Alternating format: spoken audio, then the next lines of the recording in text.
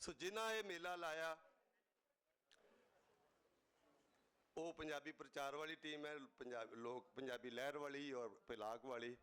पंजाबी प्रचार के मोहरी आगू जो पंजाबी सवाल नाल जुड़े, पंजाबी पढ़ाई लिखाई के सवाल नाल जुड़े, पंजाब दे विच पंजाबी दे बोलबाले वास्ते जुड़े, क्योंकि इधर बहुत मंदे हाल हैं। कभी सवाब बनेगा तो डिटेल च खोलांगे।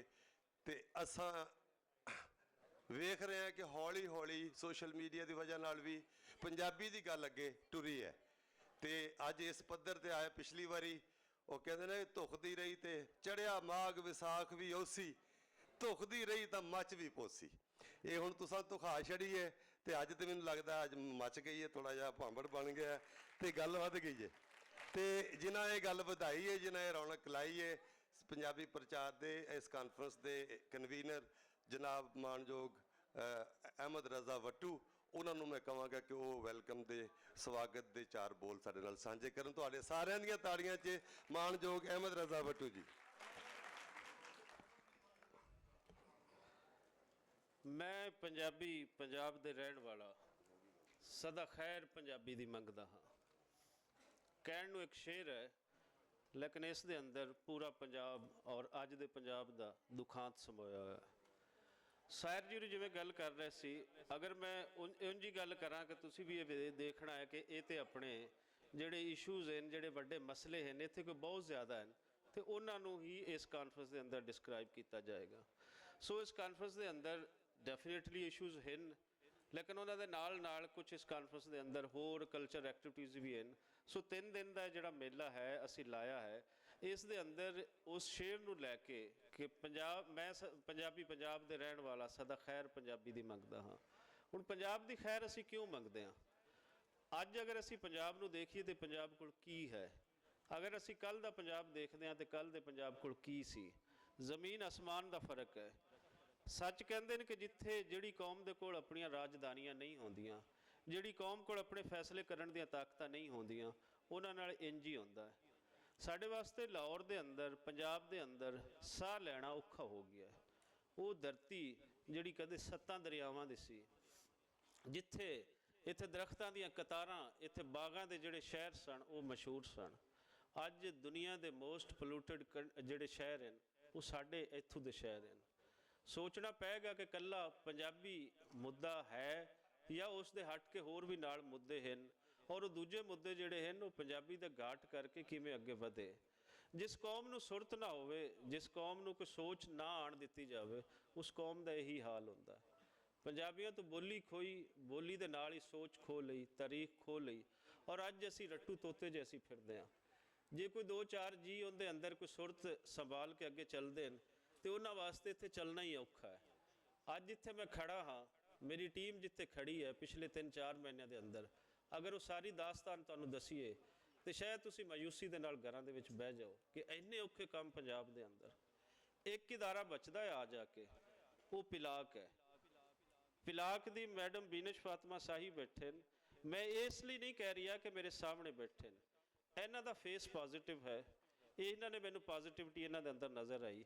इस तो अंदर पंजाब भर दा कोई कल्चर इदारा, पंजाब दा कोई डिपार्टमेंट जिहड़े पंजाब दे हैं उन्हां नाल मैं बैठा तो तुसीं सोच देखो कि साडी इत्थे किस हद तक दी है।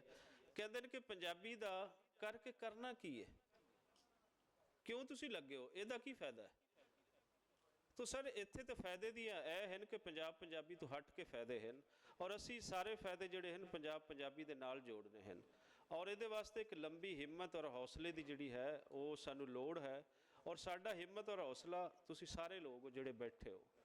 मैं पिलाक के शुक्रिया के नाल नाल इत्थों के सारे उन्होंने लोगों का जिहड़ी साडी टीम का हिस्सा रहे, पंजाबी प्रचार का हिस्सा रहे, साडे वड्डे जिहड़े हैं जिन्हां दे लाइन्स ते असीं चल रहे हैं, जिन्हां ने पंजाबी लहर दी शुरुआत कीतियां, जिन्हां ने सोचा कि इत्थे साडी की लोड़ां हैं, बोली दे नाल नाल होर किहड़ियां लोड़ां हैं, उन्हां दा मैं शुक्रिया अदा करदा हाँ।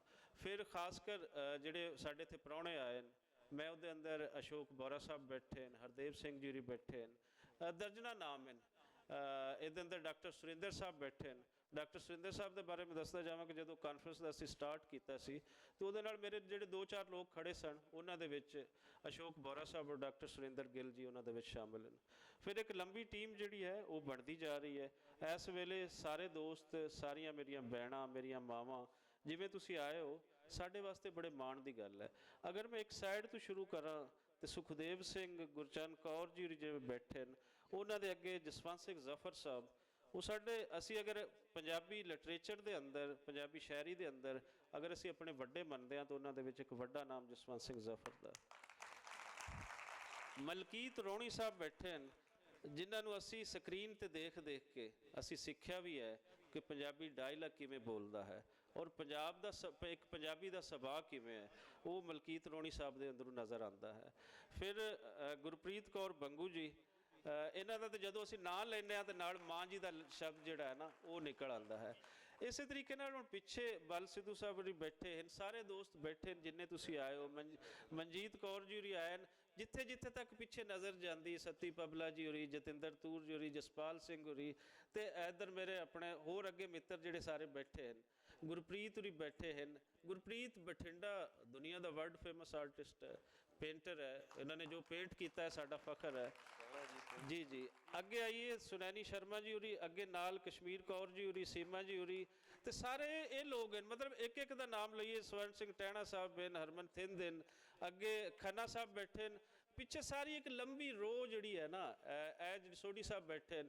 ਫਿਰ ਮੇਰੇ ਘਰ ਦੇ ਜਿਹੜੇ ਲੋਕ ਹਨ, ਜਿਹੜੇ ਹਮੇਸ਼ਾ ਮੇਰੇ ਨਾਲ ਹਨ, ਸਤਵੀਰ ਸਿੰਘ ਹੋਰੀ, ਸਤਨਾਮ ਸਿੰਘ ਹੋਰੀ, ਸਾਰੇ ਦੋਸਤ, ਮਨਜੀਤ ਕੌਰ ਪਿੱਛੇ ਬੈਠੇ, ਮੋਹਨਜੀਤ ਕੌਰ ਬੈਠੇ ਨੇ। ਔਰ ਇੱਕ ਹੋਰ ਜਿਹੜੀ ਇਹਦੇ 'ਚ ਮੈਂ ਜ਼ਰੂਰੀ ਗੱਲ ਕਰਨਾ ਚਾਹਾਂਗਾ, ਇਸ ਕਾਨਫਰੰਸ ਦੇ ਅੰਦਰ ਮੇਰੇ ਨਾਲ ਜਿਹੜਾ ਸਭ ਤੋਂ ਜ਼ਿਆਦਾ ਖਪੇ ਜਿਹੜੇ ਲੋਕ ਹਨ, ਉਹ ਸ਼ਖਸੀਅਤ ਵੀ ਸਾਡੇ ਕੋਲ ਪਿੱਛੇ ਬੈਠੇ ਨੇ, ਮੰਗਟ ਸਾਹਿਬ, ਸਹਿਜਪ੍ਰੀਤ ਮੰਗਟ ਸਾਹਿਬ।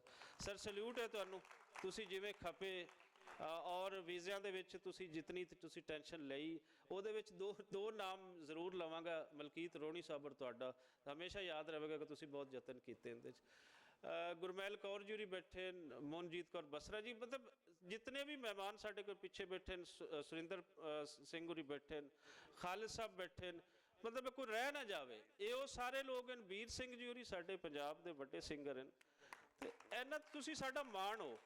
ਫਿਰ ਇਹਦੇ 'ਚ ਜਿਹੜੇ ਸਾਡੇ ਕੋਲ ਇਸ ਟਾਈਮ ਡਾਕਟਰ ਸ਼ਾਹਿਦ ਸਦੀਕੀ ਸਾਹਿਬ ਜੇ ਬੈਠੇ ਨੇ, ਜਿਹੜੇ ਇੱਥੋਂ ਦਾ ਇਸ ਧਰਤੀ ਦਾ ਫਖਰ ਹਨ, ਜਿਨ੍ਹਾਂ ਨੇ ਇਸ ਧਰਤੀ ਨੂੰ ਲਿਖਿਆ ਹੈ।